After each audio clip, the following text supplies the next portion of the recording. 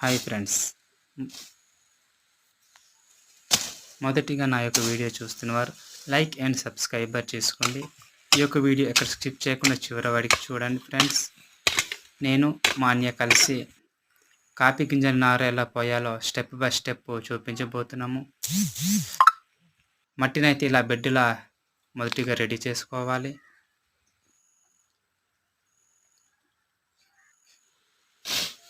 బెడ్డులో అయితే మట్టిని పూర్తి చేసుకున్నాము.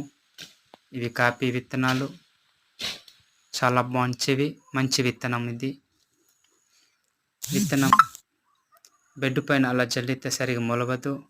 ఒకటి ఒకటి నాటుకుంటూ వెళ్ళాలి, పేర్చుకుంటూ వెళ్ళాలి. అప్పుడైతేనే చాలా చక్కగా నాటుతాయి. అలా అన్నితో కలిసి మేము నాటుతున్నాం. చాలా వరకు నాటాము, సగం వరకు నాటున్నాం. చాలా అందంగా కనిపిస్తున్నాయి కూడా, చాలా చక్కగా కనిపిస్తున్నాయి. అన్నితో కలిసి అయితే తెచ్చిన విత్తనాన్ని నాటడం పూర్తి చేసుకున్నాము ఫ్రెండ్స్. ఇప్పుడైతే ఈ కాఫీ విత్తనము పైనుంచి కొద్దిగా పొడి మట్టి అనేది జల్లాలి.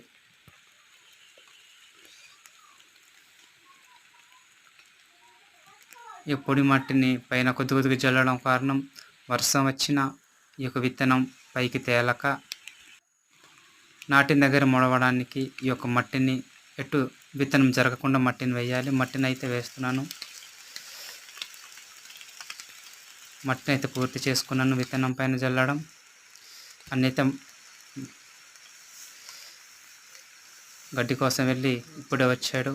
చాలా దూరం వెళ్ళాడంట. ఈ యొక్క గడ్డిని అలా కొద్దిగా పేర్చాలి.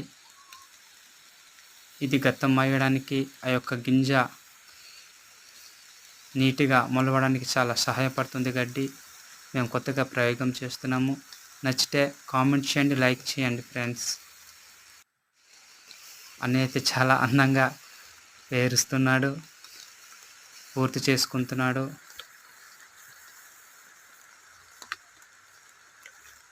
చాలా చక్కగా కూడా పేరుస్తున్నాడు.